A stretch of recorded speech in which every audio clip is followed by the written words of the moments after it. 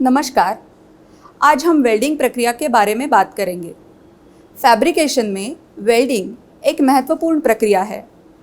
इसमें विधि के अनुसार कई प्रकार होते हैं, जैसे कि submerged arc welding, manual arc welding, TIG welding, MiG welding, resistance welding, plasma welding इत्यादि।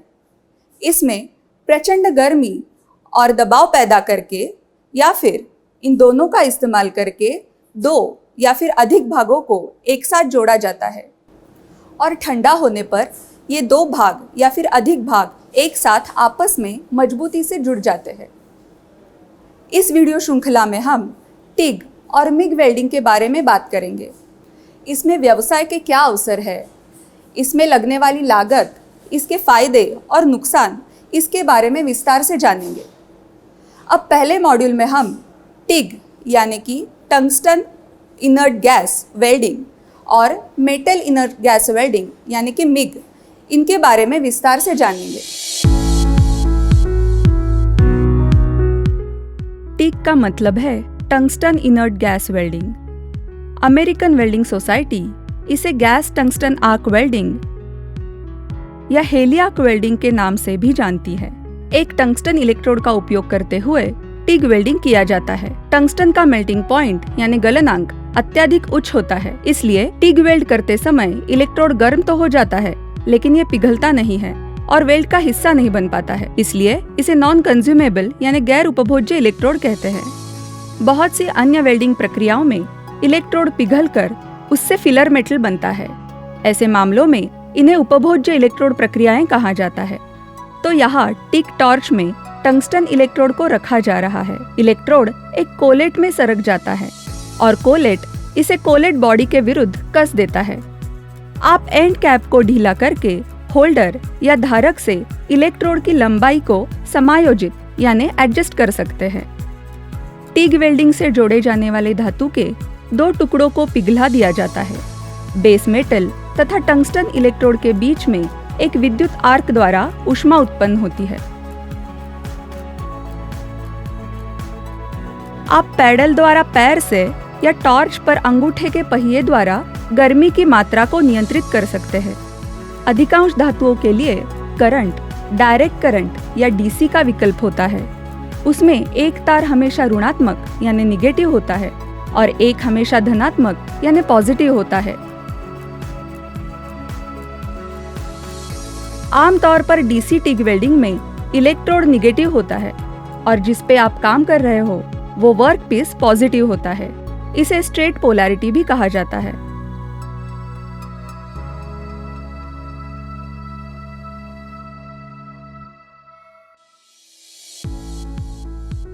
हालांकि एल्यूमीनियम की वेल्डिंग करते समय अक्सर एसी का उपयोग किया जाता है। एसी में पॉजिटिव और निगेटिव वोल्टेज को इलेक्ट्रोड और वर्क पीस के बीच स्विच किया जाता है।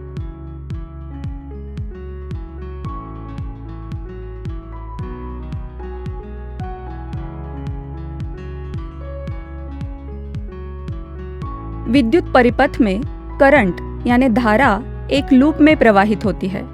टिग वेल्डिंग में करंट को एक पूर्ण चक्र में प्रवाहित करना होता है, जैसे कि मशीन से लेकर टॉर्च तक, काम में और फिर वापस मशीन में।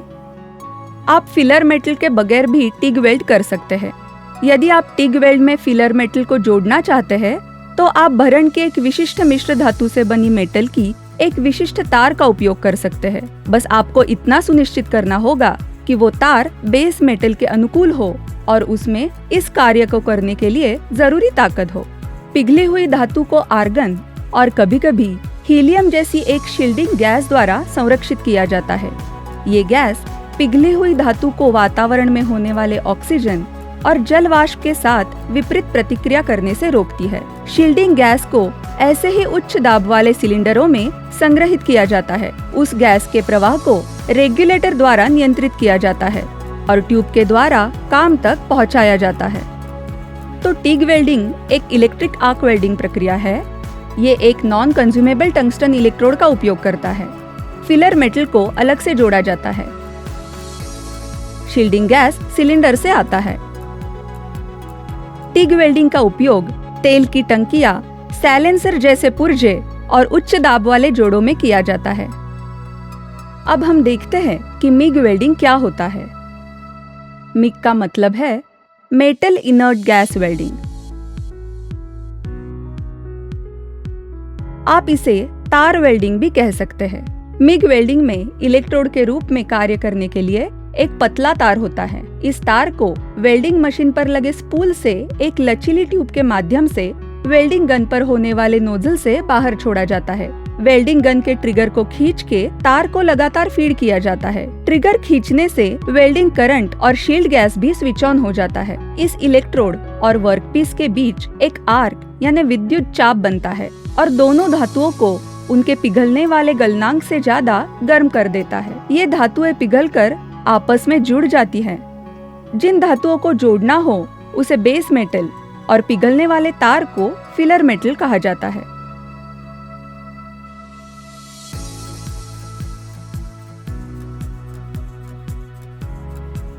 अब देखिए, यहाँ मिग तार को तार फीडर से लचीली ट्यूब या लाइनर नलिका में छोड़ा जा रहा है। लाइनर नली या वेल्डिंग लीड से नोजल तक तार चला जाता है। नोजल पर होने वाले कॉन्टैक्ट टिप से गुजरता है और वेल्ड के स्पॉट पर बाहर आता है। शील्डिंग गैस एक विस्तारक के माध्यम से आगे जाके नोजल से बाहर आता है। आर्गन और CO2 का मिश्रण होने वाली ये शील्ड गैस पिघली हुई धातु को ऑक्सीजन, जल वाष्प और वातावरण की अन्य चीजों के साथ प्रतिक्रिया होने से बचाती है। शील्ड गैस को इन जैसे उच्च दाब वाले सिलेंडरों में संग्रहित किया जाता है। रेगुलेटर द्वारा दबाव को प्रयोग करने योग्य स्तर तक कम किया जाता है।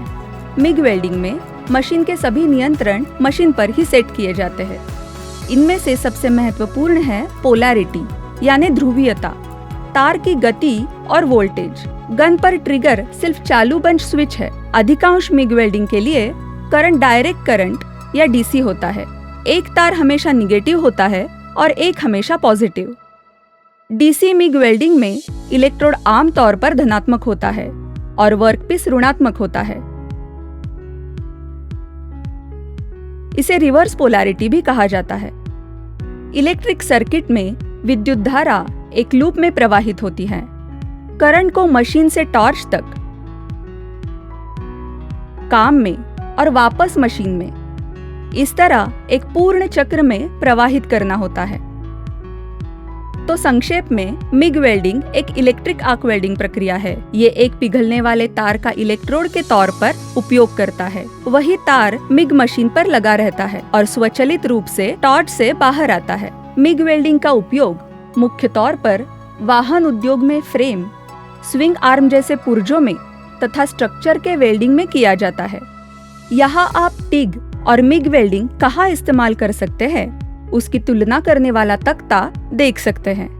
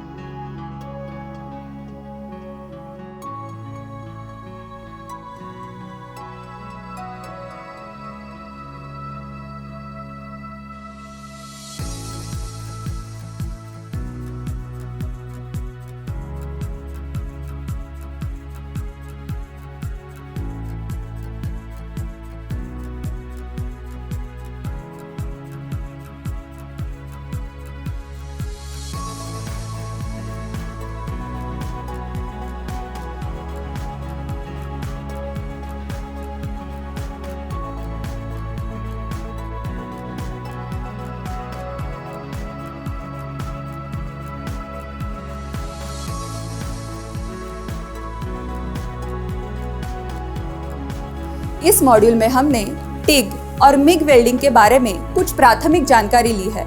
अब अगले मॉड्यूल में हम टिग वेल्डिंग के बारे में विस्तार से जानेंगे।